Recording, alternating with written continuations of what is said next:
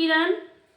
हम मंजू अपना चैनल पर स्वागत कर छी। सब दाई माय सब दीदी भाईजी के जते गोटे सुनबे गीत सब कोई के प्रणाम करे छी। अहिना जहिना अहाँ सब प्यार आशीर्वाद दे छी ना प्यार आशीर्वाद देते रहो, हमरा सबके आगा बढ़ाबैत रहो।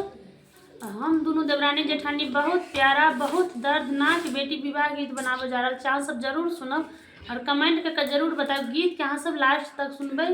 बहुत प्यारा सा गीत है, बहुत दर्द भरा गीत है और सबके इच्छा रहे, हर बेटी के इच्छा रहे कि हम हमेशा मम्मी पापा के गोद में खेली रही और बचपना के तरह हमेशा बीते। लेकिन जखन शादी के दिन गुना जाए छे तखन बेटी के करेजा अस्थिर नहीं रहे कि केहन घर में जाए, माय बाबू वाला प्यार मिलत आ नहीं मिलत।